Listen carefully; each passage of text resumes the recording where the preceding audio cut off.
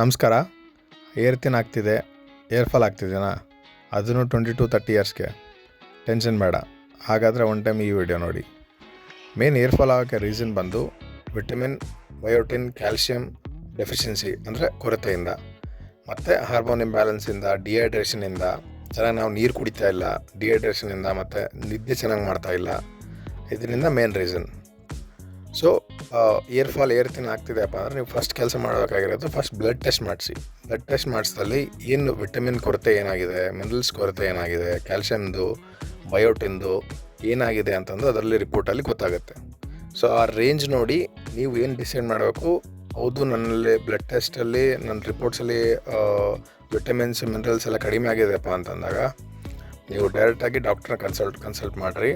ಅವ್ರ ಹತ್ರ supplements ಬರ್ಸ್ಕೊಂಡು supplements tablets ತೊಗೊಳ್ಳಿ. ಅದ್ರ ಜೊತೆಗೆ ಗ್ರೀನ್ ವೆಜಿಟೇಬಲ್ಸ್ ಆಗಿರ್ಬೋದು, ಫ್ರೂಟ್ಸ್ ಆಗಿರ್ಬೋದು ಡೈಲಿ ಕನ್ಸ್ಯೂಮ್ ಮಾಡಿ. ಡೈಲಿ 3 to 4 ಲೀಟರ್ಸ್ ವಾಟರ್ಸ್ ಕುಡೀರಿ. 8 ತಾಸು ಚೆನ್ನಾಗಿ ನಿದ್ದೆ ಮಾಡಿ. ಮಾರ್ನಿಂಗು ಕಂಪಲ್ಸರಿ ಜಾಗಿಂಗ್ ಆದರೂ ಜಿಮ್ಮಿಗಾದರೂ ಹೋಗಿ. ಇದರಿಂದ ಬ್ಲಡ್ ಸರ್ಕ್ಯುಲೇಷನ್ ಚೆನ್ನಾಗಾಗುತ್ತೆ ಹೇರ್ ಸ್ಕಾಲ್ಪಿಗೆ. ಓಕೆನಾ? ಇಷ್ಟು ಮಾಡಿ ಸಾಕು. ಕ್ರಮೇಣವಾಗಿ ನಿಮ್ಮ ಹೇರ್ ಥಿಕ್ಕಾಗುತ್ತೆ, ಚೆನ್ನಾಗಿ ಬರುತ್ತೆ, ಏರ್ ಫಾಲ್ ಆಗೋದು ಕಡಿಮೆ ಆಗುತ್ತೆ.